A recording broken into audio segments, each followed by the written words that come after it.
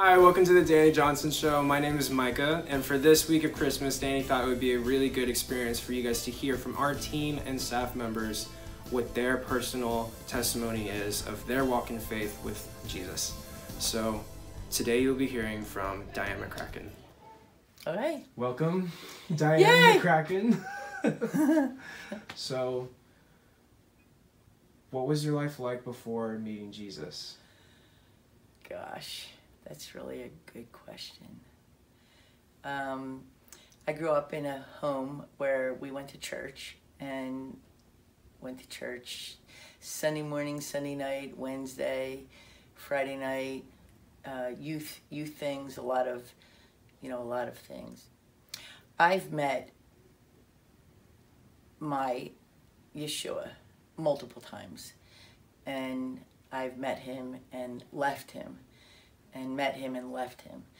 And I guess the most interesting part of meeting him and leaving him was in 5th grade, where I just decided I was bad and he was good, and bad kids and things that happen to kids that are bad, they must be Satan's, and I wasn't his. So I remember just really erupting as someone that was just so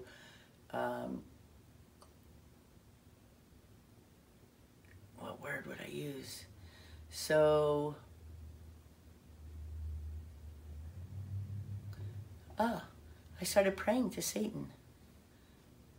I started praying to Satan as my father, because I made a decision that God and Jesus, and I know him now as Yahweh and Yeshua, they're Hebrew names, they were for good people, and I was just bad.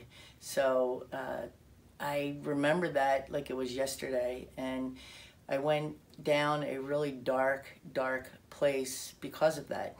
So from 5th grade to my 30s was full of things that were just really anti-Christ, anti-God, if you would even say good.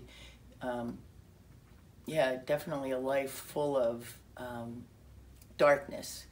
And I would say that, there were a couple times that I remember, like going to church things and getting involved in certain things, but there was never a heart change. My heart wasn't changed because I still had that mindset that I was bad, and bad things happen to bad people. I was bad. That's why bad things happened to me. God was for the good people. So fast forward to 1990, 1991. I was close to disability. I had a boating accident in 1989, and I had a boat, and I put it in the water, and I forgot to put the plug in it, so it was sinking.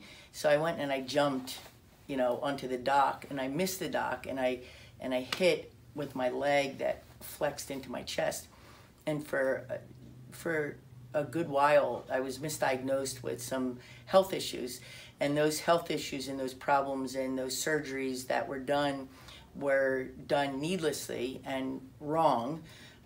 So I ended up having medication and being just drugged out, and not being able to function, at work.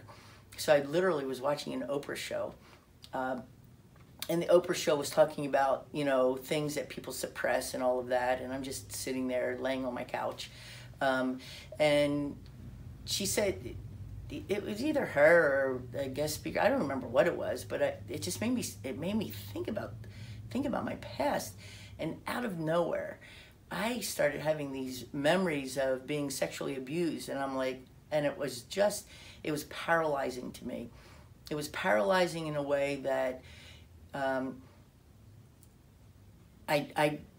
can't even tell you how I understand it, probably because of the things that I've done What I understand now is, you know, we open up doors to evil. We open up doors to evil. We are the ones. We are the ones. And I opened up so many doors to evil. So that is something that I'm just really thinking about right now. Like, that is what happened. I understand what happened now. But it paralyzed me, and I couldn't function. I couldn't think, I couldn't eat, I couldn't function. So for an entire 9 months, before the 9 months, I decided I needed help because I couldn't function, I wasn't functioning. And my sister helped me go find a counselor, and I interviewed these people to see if it was something that, you know, someone that I could talk to, and they would be able to help me. Anyway, ended up interviewing with a woman, Virginia Cadle, out of Life Counseling in Wayne, Pennsylvania. And I started going to her, and I remember the first visit that, you know, I sat with her, and she said, I sense a strong spiritual battle. And I in my head was like, F you. People that know Christ, like as though I like know him, or people that go to church, or people that, you know, or like God people or whatever, as though I was even a God person, like, F you. You don't even know what you're talking about. You know, there's no such thing as, you know, spiritual warfare. And that was my attitude with that. So for 9 months, I would go and have these visits with her, and I extended the visits and had double visits because nothing was getting better. And she just came to this place and she said, you know, I feel like there's this tug of war going on with us. And she says, I want you to get prayed for by an ex-Baptist minister. So anyway, so my brother and my sister went in to talk with her about setting up an appointment, and an appointment was set November 7th of 1992. And the night before the night before November 6th was it was like crazy. I had planned my death for 9 months, and it was perfect. It was like this perfect, because I've heard of people that, you know, planned suicide, and, you know, they failed at it. And I'm like, you know what, I am not going to fail at this. I will succeed at it. The voices in my head were so clear. I felt so peaceful planning my death, which is like insane, right? But there was such peace. I'm like, oh my gosh, I have a direction, I have a purpose. Meanwhile, I was going to church. I was going to church, I was getting help, I was reading books, I was really trying desperately to get out of where I was at. And I just wrote notes to everybody, and I was walking out the door to go kill myself. And my friend's mother was sitting in her bedroom because she was going through a bad divorce, and she was crying. And I remember it like it was yesterday. I had this light blue jacket on, and I'm walking out. I'm like, oh my gosh, this is like so great. Finally, I'm gonna go kill myself. And I ended up talking with her, going in there. Her name's Conchetta, and ended up talking to her about, of all things, God, and ended up getting a little track about Jesus, like those little booklets. And I went in and read it to her, and it was literally like I was lifting the pages in it, and it felt like concrete, like the physical manifestation of concrete lifting up and reading this. And all the while I'm thinking, what the F am I doing? What am I doing? Why are you doing this? Are you crazy? You're talking to this woman about God? You don't even believe this. And then it's at the end, it asks if she wants to invite Jesus into her heart, and she does. And it's like totally confusing to me. So she does this, and I leave her in her room. I go into my room to compose myself because I lost my composure. And she comes in and she says, do you have a Bible? And I'm like, a Bible? So under my nightstand, I pulled my Bible out, and I got the dust off of it. Like, there was a measurable amount of dust on it. got it off, and she said, will you read it to me? And I said, read it to you? and she said, yeah, will you read it to me? And I said, where do you want me to start? She said, the beginning. So I am in my bed with her in my bed, and I'm reading her the Bible. And I think it was like the 6th chapter. I have no idea. I don't remember. And she was snoring. I'm like, oh my gosh. And I hated God for that. I really did. I thought, you know what? You are everything that I thought you were. You are self-centered. It's all about you. Like, so warped. So warped. And I was so angry and so angry. I didn't care about what had just happened, and it just confused me. Next morning is when I had this appointment with this ex-Baptist minister, Albert, and we drove for like 45 minutes to a house, and I remember going into the house and looking at this woman, and I just like wanted to kill the woman. I just felt like my eyes could just kill her. If I wanted to. And I looked at her, she was so nice and so peaceful and so gentle, and it made me sick to my stomach. And no one knew that, it was just how I was feeling. So anyway, we went to go talk to Albert, and she said, you know, normally there's a lot of people here, you know, there's only one person here today. And I'm like, you know, F you. We go and talk to this guy, and for 45 minutes he's just going through the Bible, talking about spiritual warfare, and inside I'm saying, F you. You don't know what you're talking about. Who do you think you are? When I got up, I said to him, I want to take you by your neck, and I want to throw you through that window and kill you. And as cold as anything. And he says, so calmly and so gently, he said, if you wanted to kill me, you wouldn't have told me. And he said, you have demons in you, and they know who I am, they know what I do, and they know where they're going. And I'm like, inside, F you.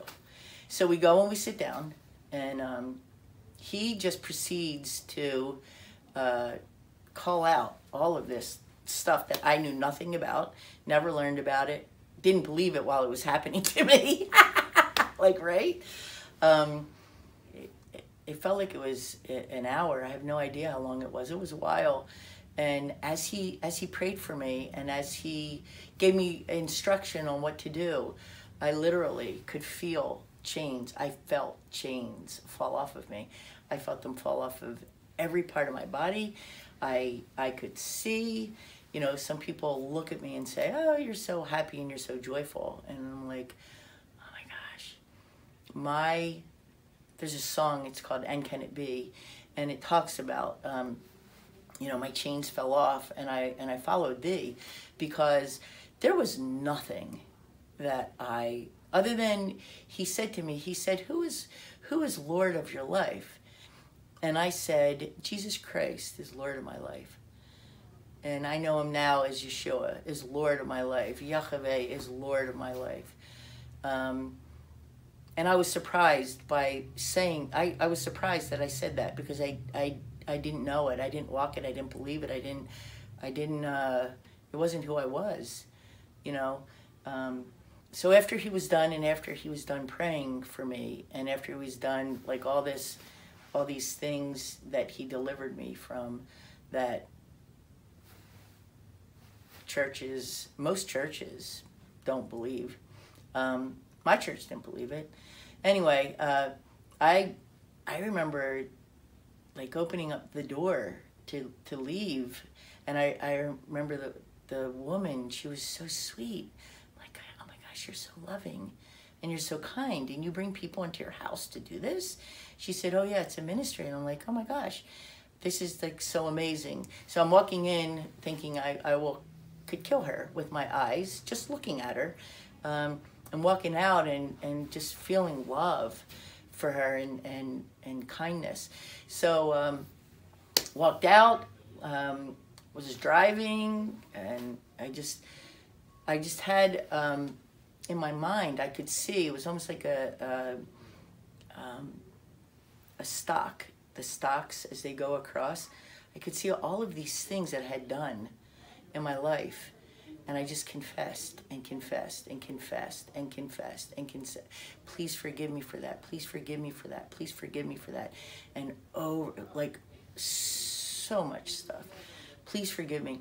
Anyway, ended up going back to the psychiatrist, and she said I've in 20 years that I've done this, I've never seen a Saul Paul transformation. I'm like, I don't even know what you're talking about. I don't know Saul and I don't know Paul. But she said, you know, I've never seen this kind of a transformation. And she said, can I share your story? I said, absolutely. And she said, I'd like to have you retested. Do you remember that test that you took? And I said, yeah. She said, well, I can tell you now what that test said because you're not the same person. And she said, the test said that basically there's nothing that we can do for that person. That person is gone. Gone. There's not anything that's going to rehabilitate that person. That person is just going to be like that for the rest of their lives. So I took the test, and of course it had nothing. I wasn't the same person anymore. You know, my relationship, I actually started praying at that point. I went to my church and I started telling all the people what happened. And I just remember this one person, and you know what, people are doing the best that they can do. Oh, honey, you never knew Jesus. You didn't know him. I'm like, how do you know? How do you know? I invited him into my heart when I was little, and then something went wrong. And other people said, oh no, you know, that couldn't happen, or it didn't happen, or you weren't really this and you weren't really that. And I'm like, you know what? Kiss my butt, honey. She's in heaven now, I think. Hopefully she is. I don't know. But there were plenty of other people that said that too. And it doesn't really matter to me what people say. I know what my life was like, and I know what I walked through, and I know what I was delivered from, and the joy that is inside me. It's literally from going darkness into light. I started praying, and I said, Father,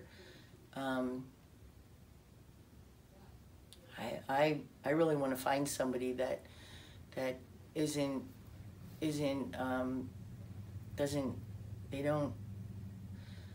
not normal, and that they hear only from you. I don't want to align myself with somebody that thinks that they understand Christianity or a Christian. I don't want to be a Christian. I just want to be someone that just loves you. And I believe what you say. I believe who you are. I trust you. I trust you and you alone. I don't need to align myself with a religion. It's not what I want is religion. It's just you and me, because I know that I had a really great plan to end my life.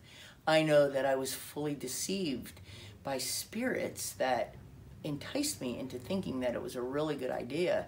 And I know that how I think now from a spiritual perspective is only because you've taught me, because no one taught me this stuff. What I understand now, you know, 26 years later, that it's choices that are made. And one thing that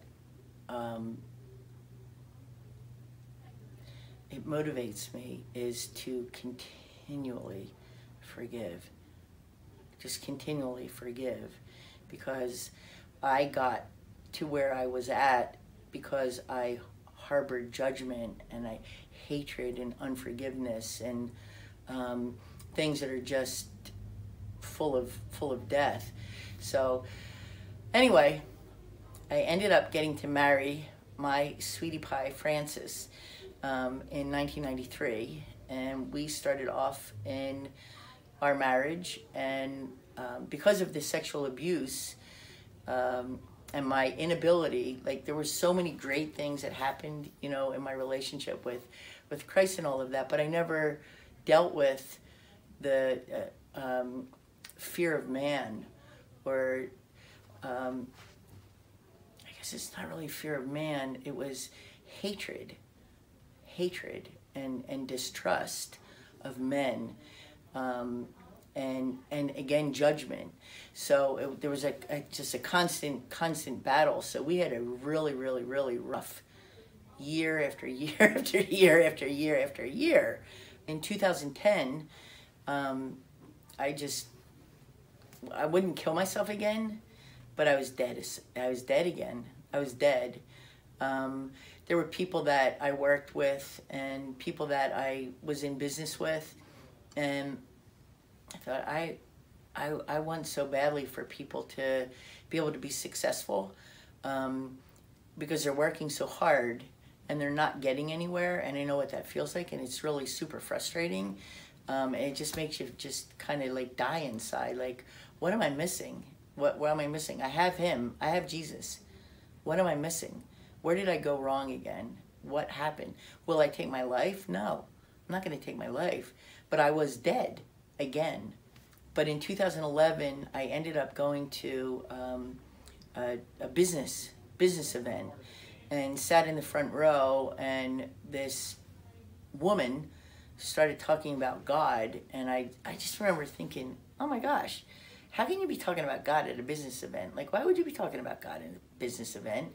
You know, that just doesn't make any sense. And I'm just sitting there like judging, and having a good time. Having a good time. I was just laughing. I'm like, where did this person come from? Anyway, ended up coming to a couple of these business trainings, and the business training had this spiritual night. And the first time I came to one of the spiritual night things, I stood like on the wall, and think, oh my gosh, I have no idea what's really going on here. Anyway, it was through that spiritual stuff that and the business stuff combined, that I realized that I had racked up all kinds of unforgiveness again. It was all racked up. I had judgments against people. I hated people. I would love to see them dead. I just didn't care about people. I wasn't loving people anymore. I just felt I felt inadequate. I felt like I was stupid and dumb, and I couldn't learn. All the old things that drove me to suicide were all back again. I wouldn't have killed myself again, but I just sat and I listened, and I literally felt like, so I did drugs when I was younger, and I literally felt like I was just drugged. I felt like I was living drugged, like watching what was going out of my eyes, but not being a participant in life anymore, not being who I was when I was alive, when I had just woken up from, after Albert. For years and years, it was like amazing, but I did not know what to do after that at all. So you have this gift, you have this opportunity to get your life back, and I'm moving along and everything's just going great, but no understanding that unforgiveness got me there, no understanding that a lack of forgiveness and bitterness and judgment and all of that stuff was coming back in again and just filling me all the way back up again. And of all things, it was a business seminar that I remember they have the what are they called? Advanced training of the business seminar. It was December of 2011, and this woman said, line up. We're gonna, people that want to be prayed for faith, and I was with Derek and Nicole Schmidt, and Nicole Schmidt said, Auntie, come on, let's just go get some of that. I'm like, no. And she said, come on, let's just go get some of that. And I said, okay. So I said to her husband, Derek, and my husband, Butch, I said, come on, you want to go? They said, no. So we went, and we got prayed for. And I have to tell you, I was like shocked. My lights went back on enough that I noticed that something was significantly different again. Something had shifted in my heart and shifted in my mind again, and took me back to a place where I'm like, oh my gosh, this is stuff that Albert did that I never learned about. I didn't know anything about it, and so it's actually been over 7 years. 7 years of continuing to be involved with this business seminar and this spiritual stuff that has put my lights back on again and really has changed my life to where I really want to serve him and trust him and say, you know what, I don't know what you're doing. We moved all the way from Pennsylvania to Texas. Feel like you're the one that's responsible for it. It's not about the company. It's not about a woman. It's not about it's not about the people at the team. It's about you.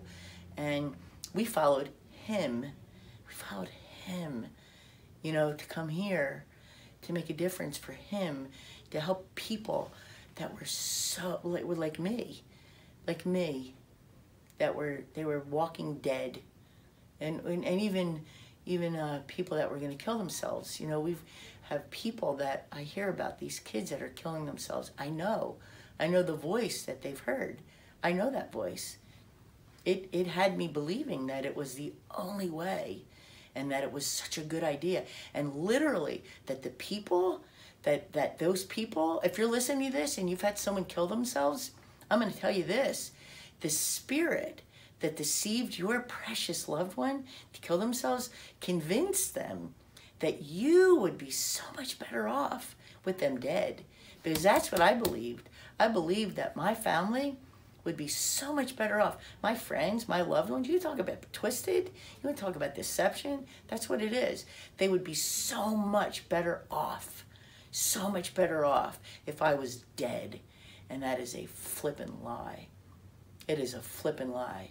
So you might want to get to know my Jesus, my Yeshua. Because I tell you what, he is the real deal. Man does a real bad job of explaining him, even living him, walking him. Man is a mess. I'm a mess. I am a mess. I fail. I fail frequently. I fail daily. Oh my gosh, I fail freaking daily. He's there. He picks me up. He dusts me off. He said, "Sweetie, I love you. I'm so proud of you. You just go for it again. Just go. You just trust me. You just trust me. You just keep. You can't die, Diane, unless I call you home. And when I call you home, you're going to come home. But until then, you just keep going. You just keep going, and you just keep trusting me. And you go out there, and if you have a chance to talk to my people that are lost, you encourage them. And you show them how much I love them. And don't even say it's me. You just love them. You just love them. You don't even have to say anything about me. My sheep hear my voice. You don't have to say nothing. You just love them. And that's what I do. And that's why I do what I do. And that's why I want to do what I do. Because I know what it was like to live in darkness. I don't live in darkness anymore. I don't live in death anymore. I live in life. And it's so sweet. Love you. My gosh. If this episode was an encouragement to you, go to DannyJohnson.com and share it with your friends now. You never know who else needs to hear it. This has been The Danny Johnson Show. Join us every weekday at 7 a.m. for more insights